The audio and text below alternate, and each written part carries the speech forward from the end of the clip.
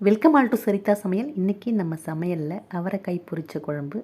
இது வந்து சாதத்துக்கு மட்டும் இல்லை, சப்பாத்தி தோசையோடையும் சேர்த்து சாப்பிட்லாம். ரொம்பவே சூப்பராக இருக்கும். இப்போ எப்படி பண்ணுறதுன்னு பார்க்கலாம். ஒரு கடாய் சூடு பண்ணிவிட்டு இதில் 2 ஸ்பூன் எண்ணெய் சேர்த்துக்கலாம். எண்ணெய் நல்லா காஞ்சதுக்கப்புறம் 1 ஸ்பூன் கடுகுளுந்து நல்லா பொரிஞ்சதுமே இதில் 2 வெங்காயம் பொடியை கட் பண்ணிவிட்டு சேர்த்துக்கலாம். வெங்காயம் ஓரளவுக்கு வதங்கி வரட்டும். இது கூடவே பார்த்திங்கன்னா 6 பல் பூண்டு லைட்டாக நசுக்கி விட்டு சேர்த்துக்கலாம். சேர்த்துட்டு இது கூடவே கொஞ்சமாக கருவேப்பிலையும் சேர்த்து எல்லாம் ஓரளவுக்கு வதங்கி வந்ததும் இப்போது 2 தக்காளி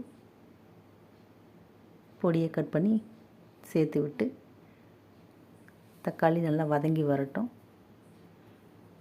பார்த்திங்கன்னா தக்காளி நல்லா வதங்கிருச்சு. அடுத்து இதில் நம்ம மசாலா பொருளெல்லாம் சேர்த்துடலாம். 1/4 ஸ்பூன் மஞ்சள் தூள், காரத்துக்கு 1 ஸ்பூன் மிளகாய்த்தூள், 2 ஸ்பூன் தனியாத்தூள்,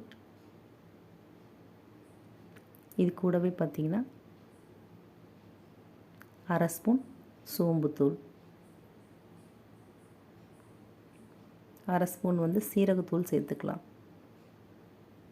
சேர்த்துட்டு மசாலாவோட பச்சை வாசம் போகட்டும்.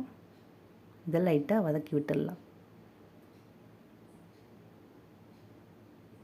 இப்போ ஓரளவுக்கு வதங்கினதும் இதில் 250 கிராம் அவரைக்காயை நல்லா வாஷ் பண்ணிவிட்டு கட் பண்ணி எடுத்து வச்சுருக்கேன். அதையும் சேர்த்து விட்டு நல்லா வதக்கி விட்டுருவோம். இப்போ எல்லாம் சேர்ந்து நல்லா கலந்ததுக்கப்புறம் இதுக்கு தேவையான உப்பு சேர்த்துக்கலாம். சேர்த்துட்டு தண்ணி சேர்த்து விட்டு நமக்கு வந்து கிரேவி எந்த அளவுக்கு திக்னஸ் தேவையோ அந்த அளவுக்கு தண்ணி சேர்த்து நல்லா கலந்து விட்டு அடுப்பை சிம்மில் வச்சுட்டு 10 நிமிஷம் மூடி வச்சு வேக வச்சுக்கலாம். இப்போது இது வேகட்டும். அதுக்குள்ளே நம்ம தேங்காயை அரைச்சிக்கலாம். ஒரு மிக்ஸி ஜாரில் 4 ஸ்பூன் தேங்காய் துருவல், இது கூடவே பார்த்திங்கன்னா 1 ஸ்பூன் வறுத்த வேர்க்கடலை, இது ரெண்டையும் சேர்த்து இதில் கொஞ்சமாக தண்ணி சேர்த்து இப்போ இதை அரைச்சி எடுத்துக்கலாம்.